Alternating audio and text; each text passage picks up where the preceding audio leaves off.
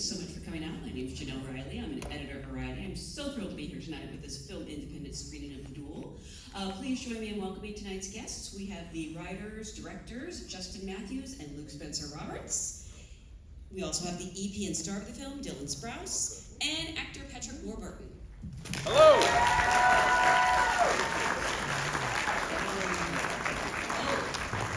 And we have shirts. I say we when this is really your guys' thing, but show them the shirts, they're awesome. Oh yeah. Oh, wow. This isn't the only design. If we do well enough, Nike might sue us, so. Thank you all so much for being here. Congratulations on such a fun and original movie. Whenever I have people as accomplished as any of you, I actually love to go back to the beginning and ask, what was your first job in this business? The first time you could call yourself a writer or an actor, or where did it all begin? And I think all of you kind of started young, so this should be interesting. Yeah, so the first real job that I had was actually an acting job where I met Luke for the first time. It was on a Scott-free production, a Ridley Scott independent film, and it was called Phoenix Forgotten, keyword forgotten, based on the face you just made. I don't know that anybody saw it. But yeah, we met on set doing that. Before that, I was simultaneously at USC. I was interning at a production company, and yeah. Interning, like being the coffee runner or all that stuff? Yeah, coffee runner and doing script coverage. Wow. Yeah. I love that the two, you're equally qualified to decide what projects move forward and make coffee. I think that's how Hollywood runs, yeah. For you? Oops. I'm gonna go for a deeper cut. I think it was, my parents had one of those classic divorces that turned me into an attention hound. And in the late 7th grade, early 8th grade, a dramatic time, I did a play called Sleeping Walter. I was an actor. I played Walter. And I created a disease inside of me that continues even now, and that's why you guys are here. But yeah, no, I think that was the beginning. I'm very proud to say, my first job, I moved to LA as a degenerate. I lived in a basement in Pasadena, and I went to Atlantic School, and I managed to get a manager, and I did a tiny bit in Hail Caesar, the Coen Brothers movie. I'm a character named Peanut. I show up on a bike. Okay. And that was the cool beginning of my career. But I would like to credit My favorite character, actually. I mean, starting with a Coen Brothers film is pretty tough to beat. I was pretty stoked about it. I won't lie. I'm still pretty stoked about it. Patrick, for you? I think my first gig was a Certs commercial when I was 19 years old. And then actual acting gig was a couple of films I went to South Africa to do with Oliver Reed and Eartha Kitt. What? And yeah, they're absolutely horrible. I'm the worst thing ever. You'll never be able to watch them unless you have a VHS player, so sorry. But yeah, it was a remarkable experience. I saw Oliver Reed's penis. He had a tattoo on it, which he showed me the 4th night. His wife Josephine was there, and she told him to put that little thing away. She was 24, he was 49. He met her when she was 16. They went on a cruise. Yeah. Interesting experience. In this film, I was actually sold into the white slave. I was the only white slave because I was a trader in the colonies, and so my job as the only white slave was to get all of the slaves to revolt, making in a slave movie a white man the hero. This is your next movie, I think.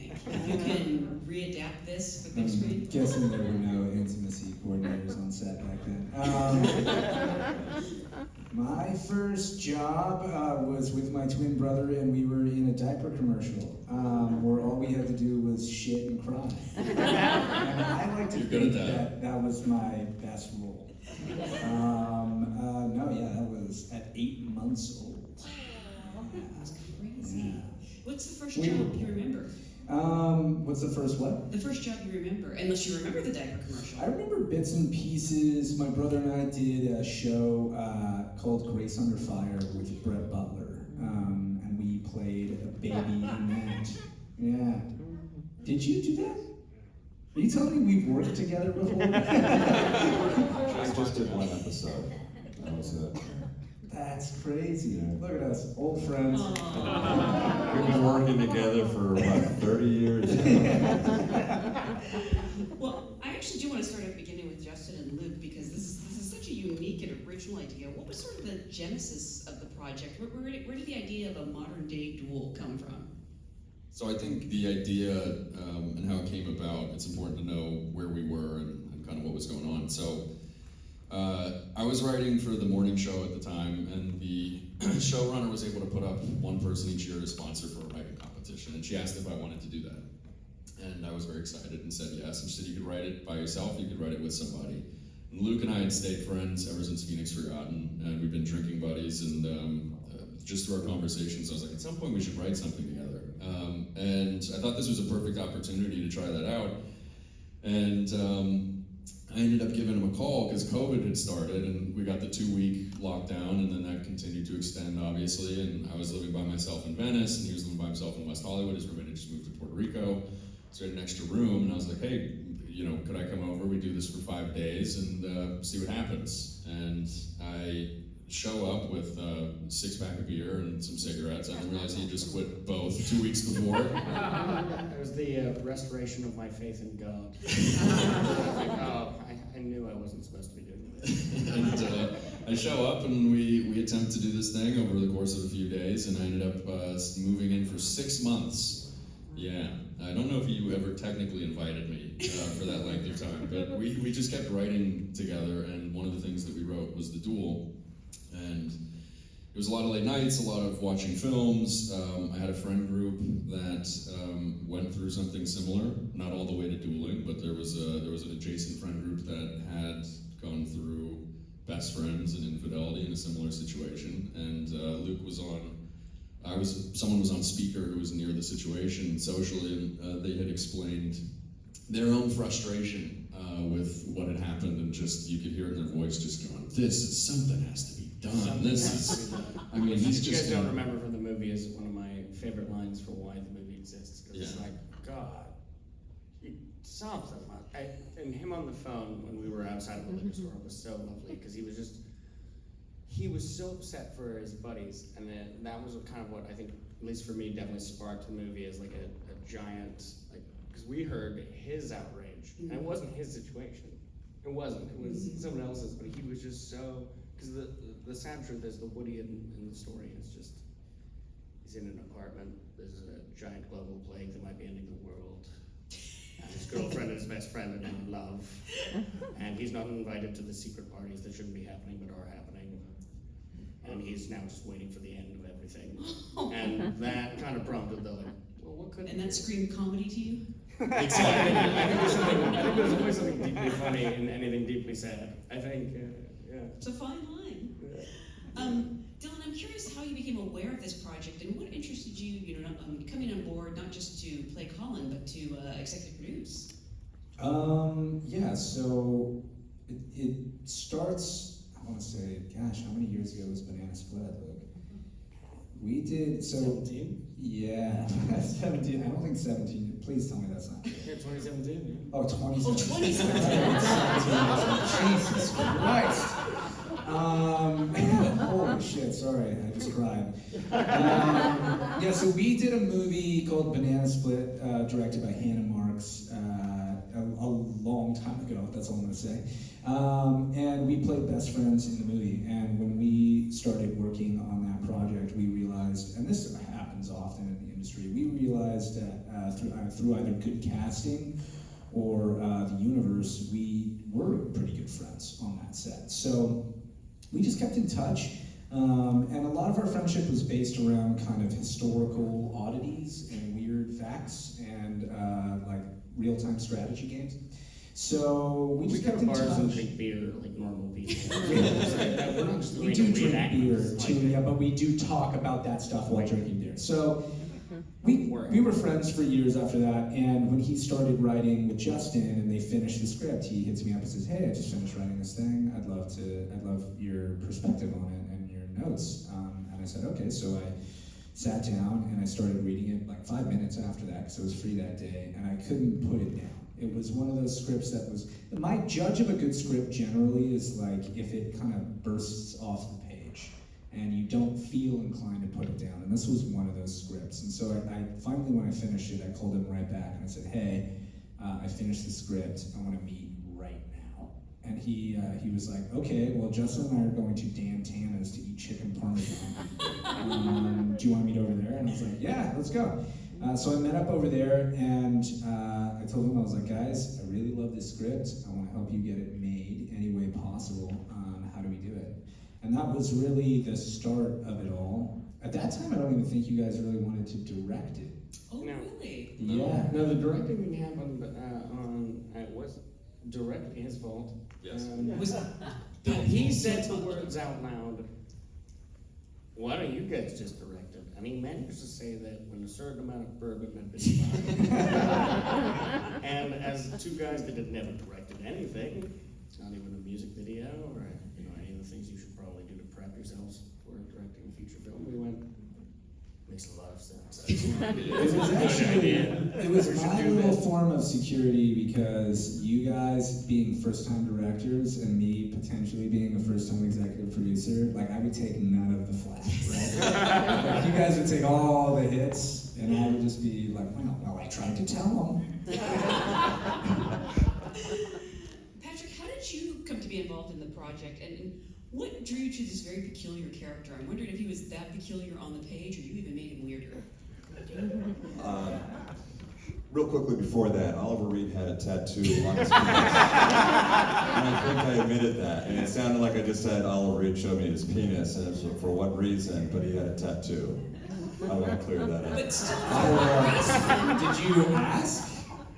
He just brought, he decided to show it to me. But then we went to a restaurant, and there was the kid Herbert Laumer there, and he pulled it out in a restaurant, and at that point I realized he'll just show this to anybody.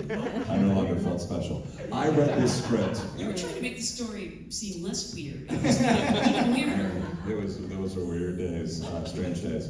I read the script, and I thought it was just fantastic. And then I met Justin and Luke we had a Zoom meeting, and I guess it was like I was trying to sell myself. Like, you already got the job.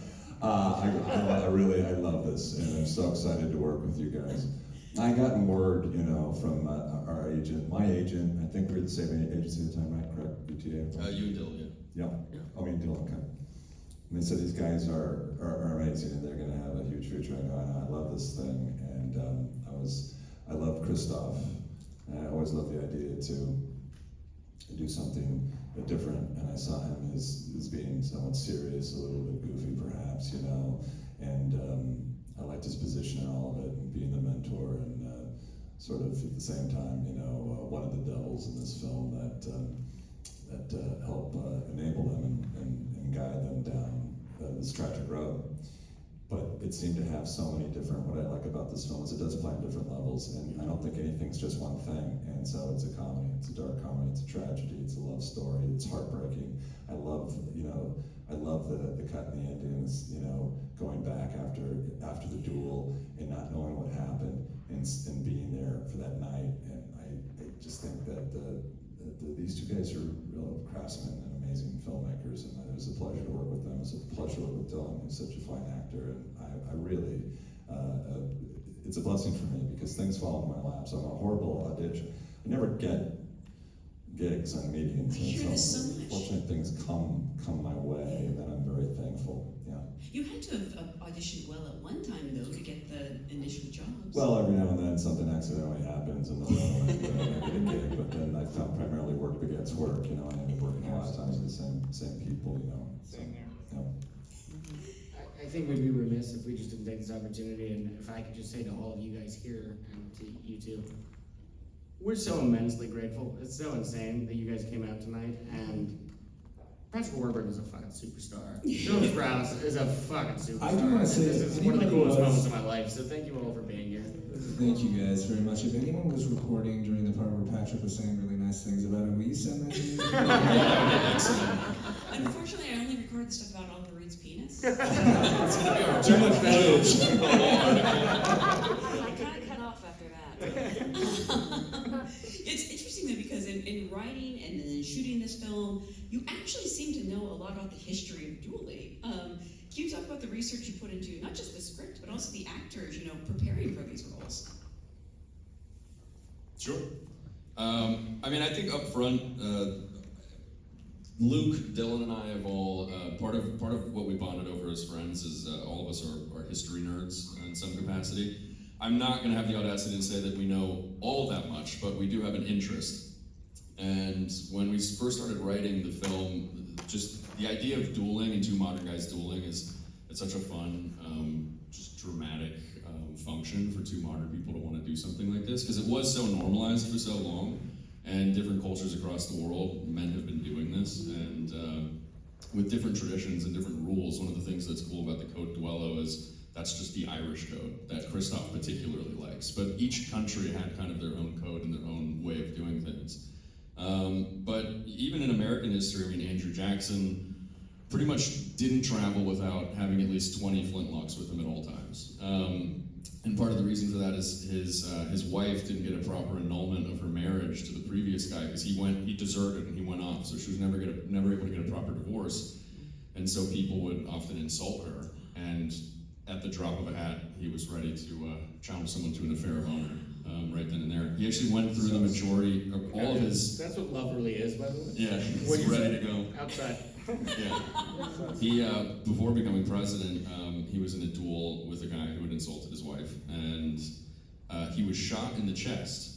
And he chose not to fire immediately at the same time as the other guy. So he let the other guy fire first, and he took the shot to the chest, and then he re-aimed and he shot the guy in the head and killed him. And he survived. He survived. We want to be very clear, no one is encouraging anyone. Just telling a cool story. That's from before, Yes. this is now. So- Before was before, now is now. We're not doing that anymore, okay?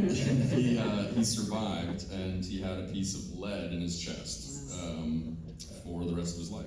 Wow. And You people know thought about it made the, him go crazy. You know about the Abraham Lincoln one, right? Yeah, we That one's crazy. So Abe Lincoln, like for his time, was a big guy, right? He was a very tall man. I think he was, 6'3", 6'4", which at that point in time is a giant. And he was quite a strong guy too. So on top of being tall and strong, he was the most powerful man in the country at that particular time. Someone had insulted him. He was a pretty fine guy with it. He insulted him back. And as the story goes, the man challenged Abe to a duel, forgetting that Abe got to choose the weapons, if that was the case. So Abe said, two-handed bastard swords. And the duelist agreed.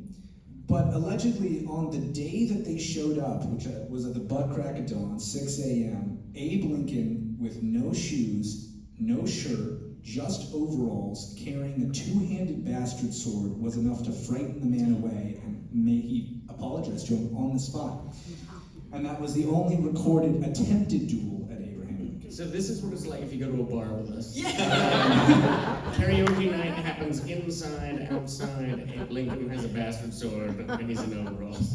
I'll tell you right now, John Wilkes Booth is my favorite voiceover artist. You know, we think of him as just an actor.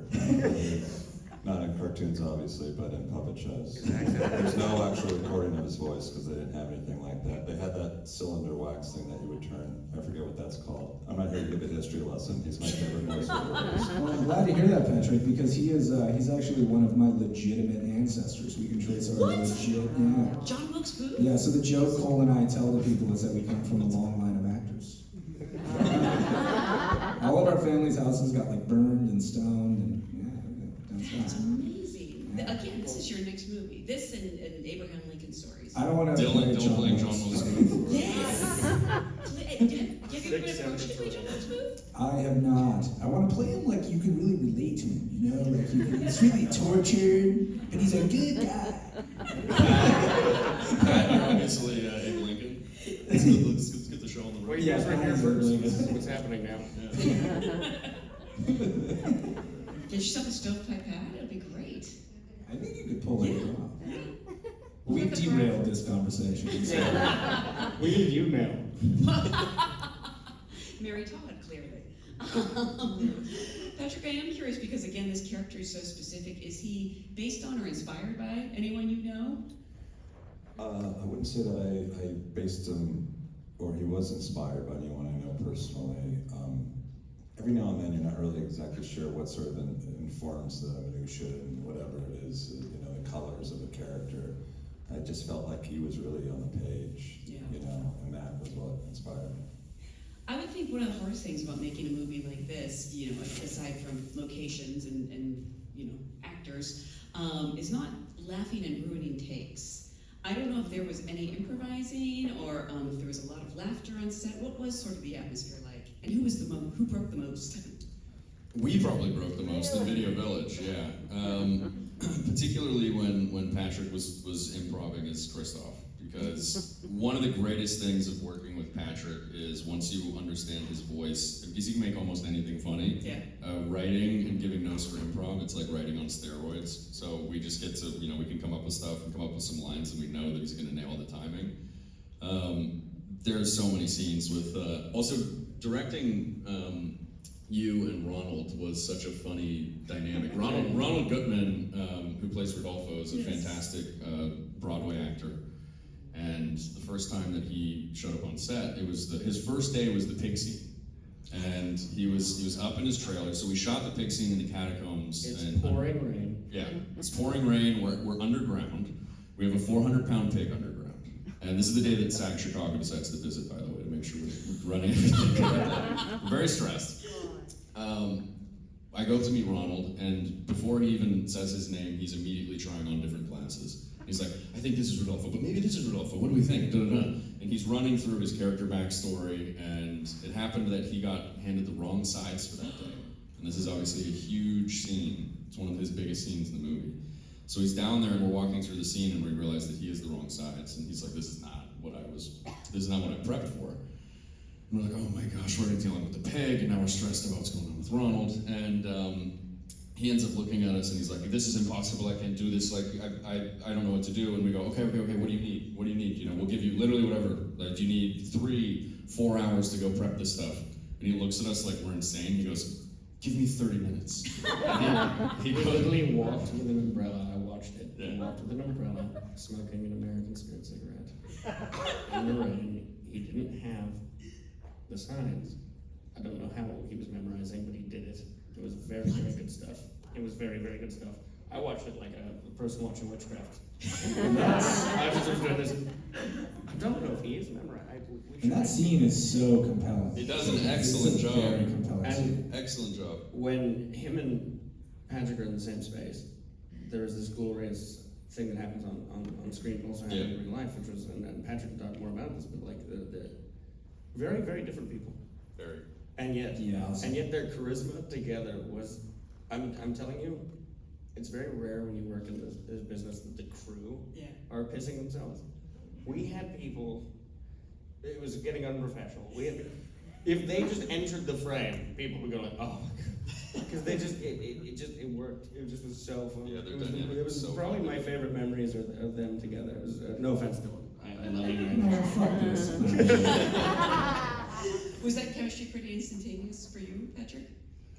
Yeah, listen, I loved working with him. He's a very, very, he's a professional. And it was interesting because on one of the very first days when we had the scene, we were walking with Denny and Hart, and he wasn't really clear on what their process was, and they were just fucking around with it, but they're fuck-ups, and this was literally part of their preparation, but he didn't understand that really. He just thought that they were fuck-ups, and got quite a bit irate, and we got grounded again, and I remember just a lot of looks between, Denny and Hart, like, Jesus Christ, we're getting berated here. But it's, very different processes. And in essence, the same process. I just don't think he understood this is how these two cats, work, and this is their dynamic, He was an actor who, you'd sometimes see him standing over crew removing sandbags, and he'd be talking to them about Stella Adler. And you just hear them nodding, and he loves acting, and he's a phenomenal actor. But yeah, he every moment on set. I do love the chemistry between the core four, with Denny and Hart and Callan and yourself. Did you know each other at all? Did that also develop pretty naturally? I had met Callan a few times through Luke. Knew enough to know that I like him. And Hart was a longtime friend of mine at that point. Denny was the only person that I hadn't met going in, and now we're damn near best friends. I mean, I and every one of those guys, I think once a week, 2 times a week still, since we shot this movie. I really do think that part of the reason we were bonded so well during that time, and the chemistry does play off. Which, first off, I want to say as an aside, I love when actors talk about chemistry a lot, because sometimes they try to explain it like it's such a difficult thing to attain. It really shouldn't ever be. It's not like this great science that needs to be deduced. It's if you are friendly with each other and you like it and you empathize with a human being, chemistry will come naturally. Our chemistry, though, came from the fact that these two decided, for the safety of the filming, that we would all live together in the same house for a month and a half, and essentially what was a frat house. But I think that was a really clever way of bonding us very quickly, to make it seem like we had these genuine lifelong friendships, and it worked. It definitely worked. I still think it's strange that Callan can eat a family-sized portion of chicken bolognese to himself every night. That weirds me out, because he's so thin. Yeah. Dude, like a 6-person thing, he can just chow down. So jealous of that. I'm gonna duel him again, actually. Living with these other 3 guys, who was the messiest? I'm actually the messiest. I am far and away the messiest. But it's just with my clothes. I think that once they're dirty, they should stay on the ground. They don't go anywhere else. Callan was sleeping in the attic to, in his opinion, test if there were ghosts. Because he's a skeptic. So he's always trying to see if, he's like, well, they're not going to get me because they're not real. And I'm like, you're still sleeping in a twin-sized bed. He's testing his theory. He wants to give ghosts the opportunity to hunt him if they... No. If a ghost literally walked up to Callan and said, hello, I'm the ghost, Callan would go, lies, and go to sleep. I don't Denny is a very clean man. He's, first thing he did, and I'm not joking, is he said hello to us, and he got to meet us, and we had a great little banter for about 30 to 40 minutes, and then he, out of his backpack, pulled bathtub cleaner and cleaned the bathtub because he knew he was going to take baths a lot. I thought that was strange. I thought that was very strange. I don't usually do this, but because people just saw the movie, I just wanted to touch on the ending and get a little spoilery. Did you ever consider a different ending? Or did you always know it had to end this way? We always wanted the movie to end this way. In terms of considerations, we had people throughout the entire process suggest that we end it any other way. We had more standard suggestions if they realize that what they're doing is stupid and they become friends, and or they realize that violence isn't the answer and they go their separate ways.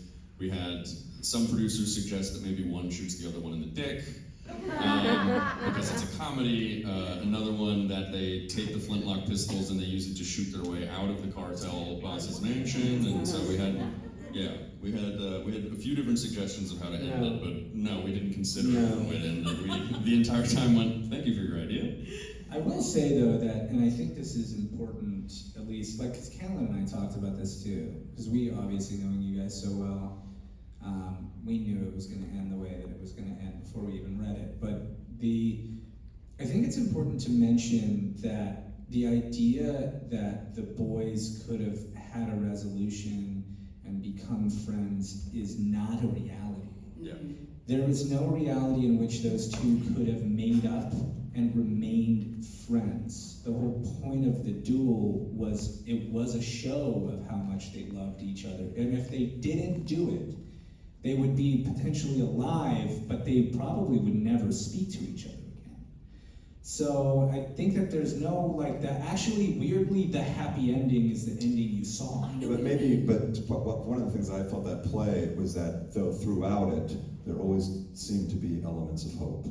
Yeah. And there had to be those, and then, and I thought that was played very, very well throughout the film, where, is this going to resolve? There is hope, and through the time you guys spent together, at the mansion, it was a tease throughout, I felt. Certainly, I think that that was part of why I love that character so much is because I think, like, at least the way I was thinking about it while playing it was, the longer they're hanging out together, the more they realize that Colin realizes that he has to do it, number one, because if he does really love his friend, then I think that this is how he shows him that he's, devastated by his own actions, but also further that that's what he cares about most.